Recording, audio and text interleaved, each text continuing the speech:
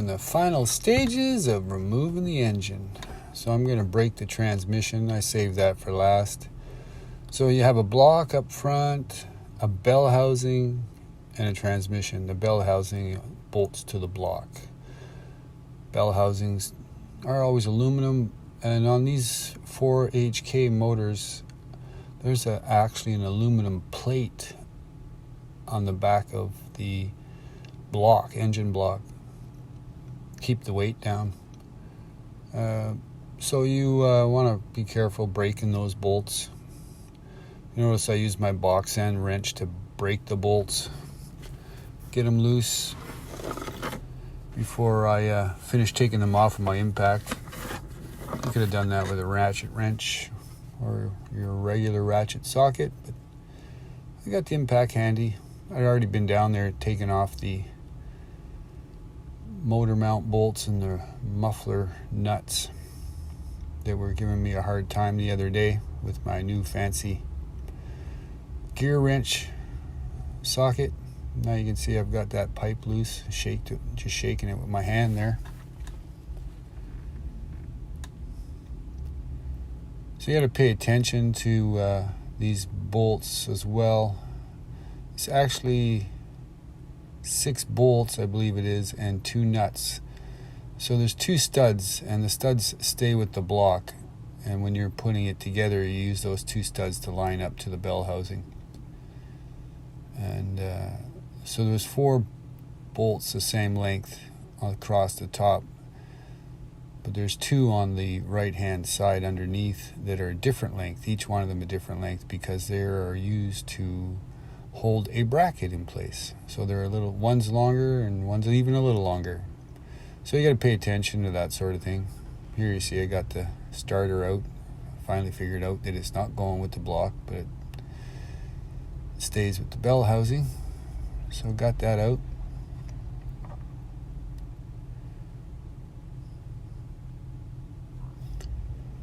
Now you see I've got my water pump pliers out. And what I've done here is I've loosened the clamp on a hose, but before I pull the hose off, I move the hose around back and forth with my pliers to get it loose on the spigot. You don't just want to pull hoses off. I mean, some people do, but I like to get them moving first. And then I don't pull them off. I try and push them down. So I'll put a screwdriver on top if it's stubborn and push down on the top of the hose so it slips off. It's kind of a Chinese finger thing. You pull on the hose, it gets tighter on the spigot. But if you push on the hose expands and slides off easy. And you don't damage or crack the hoses. I got a little more fluid coming out of the block than I expected. It probably lost 4 liters of fluid on the ground there. I wish I wouldn't have been. That wouldn't have happened, but so amateur mistake. Now I'm folding the hoses over, and I put a zap strap on them so they stop leaking. There's the transmission bolts I was talking about. Notice there's 2 nuts at the top of the screen by the cap, and then there's 4 bolts the same length. And then I'm putting 1 bolt in this first bag. It's a different length. The right side I put on there. Then the second bolt, it's a different length, the left side. And I got 4 the same length, so they'll go in the bag with the 2 nuts. Just makes it easier to put things together, takes the guesswork out. Especially if you're not putting it back together and somebody else is doing it for you, like it's going to happen. There's the 4 motor mount bolts I was talking about that I started on the last video and I'm finishing up now with my great extractor socket. Love that thing.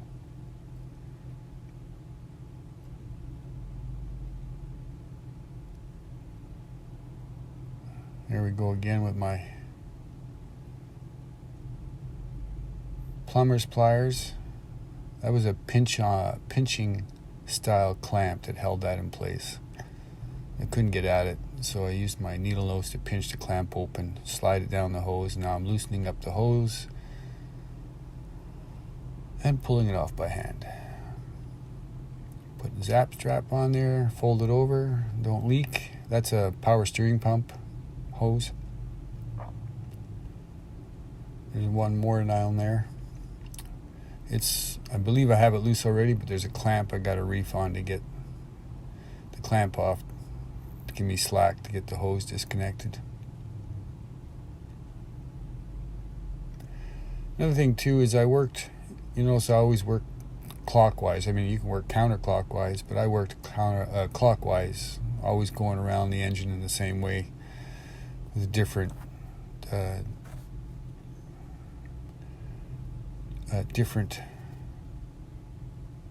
parts of the project. So electrical labeling, then electrical removal, and then I was going after dry mechanical parts, and now I'm going after wet mechanical parts. So hoses and clamps. So another thing is too, you got to take out less tools every time I do it, because I'm doing the same process over and over again. I don't need as many tools. So you notice I had my box end wrench there. I tapped with the hammer to break that bolt loose. Now what I'll do is I'll take out my ratchet wrench and finish it off. But those ratchet wrenches are a wonderful thing unless you use them to break bolts. Even the expensive ones will fail after a while. Same with your ratchets, unless you got a really good ratchet. But even then, a good ratchet will fail if you're always using it to break bolts. So I always use a box end wrench to break bolts. You just save destroying stuff. And you'll say, well, I got a warranty, I don't care. Well, warranty don't do me any good in the middle of nowhere when my wrench is broken, and I still have to go there, return the wrench, hang around, get a new one, go through that whole process. Or you can just not break the wrench in the first place. While I was doing that, it's a Wednesday and we happen to have the day off, so I was over playing on the truck. This is a sunny, dry day, and my partner called me. It's about 3 o'clock in the afternoon. He says, what are you up to? What are you doing tomorrow? We're working tomorrow. And I said, well, I'm working on my truck. I just finished disconnecting all the motor. It's ready to come out. So he came down to the shop, grabbed a forklift, and drove over, and now we're getting ready to pull the motor. You'll notice I was lifting the chains by hand there to get the center of the motor so we're not pulling one side more than the other, get it to come out level. I also added some ratchet straps there to the bell housing to support the transmission. The transmission is kind of like a teeter-totter. It's hooked up to the drive shaft at the back and to the motor at the front. If you disconnect one or the other, if I disconnect it from the motor, it's going to fall down, basically. It's on a pivot point. We started jacking it up, and we noticed the radiator wasn't following. So the radiator is bolted to the motor, but is bolted to a cowling that's not strong enough to support the radiator itself. So we added those 2 ratchet straps so the motor, or the radiator, follows the motor. Just taking our time, going around checking stuff. Now we want to crack the bell housing. I'm tapping on the stud. Sergey's tapping on the other stud, tapping around. We're not hammering, we're just tapping gently, just creating a little bit of vibration. Vibration gets things moving, like earthquakes, things move. So we got a bit of a crack opened up, so we're happy. That means we don't have any stress on anything. It's coming out nice, keeping an eye on stuff.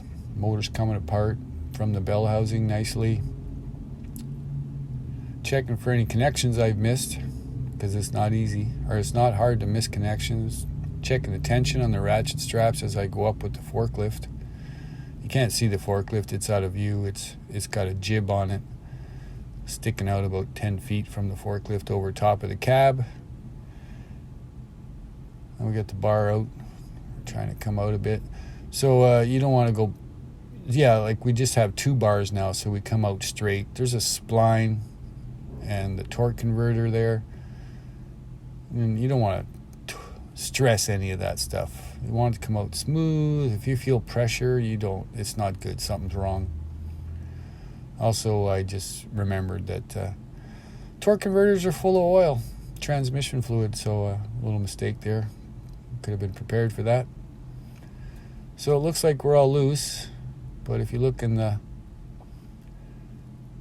bottom right-hand corner of the picture, there's a hose that's still connected. It's the hose that goes to your overflow rad container.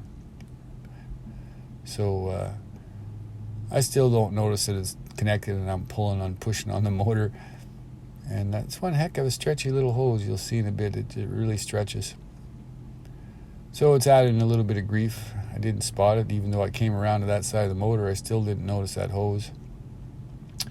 We could have given ourselves a little bit more elevation. The forklift's basically as high up as it can go at the moment, and we're having trouble clearing the different brackets and stuff around the motor. And also we're got the forklift kind of between parked trucks, like they're old beat up trucks and stuff like that. Doesn't matter if we hit them, but rather not damage the forklift either. So we got to inch back and forth with the forklift to come out the sideways, because we don't have the elevation to come out over the top of the cab.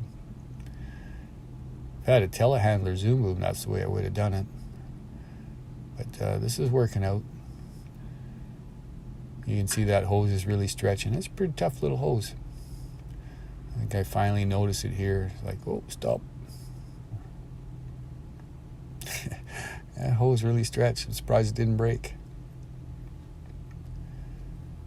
Yeah, so it was good timing. My partner called me just at the right time. It's a nice day. And the motor's out pretty much. I just got to disconnect that hose and we're out of there. The hose, it comes off really easy too. It's just pull it off by hand. Didn't even have to use the pliers, water pump pliers. And you'll see the one clamps. It's giving us a hard time for elevation, but it's just hitting on rubber and out we go. There's one extracted 4HK1 diesel turbo engine.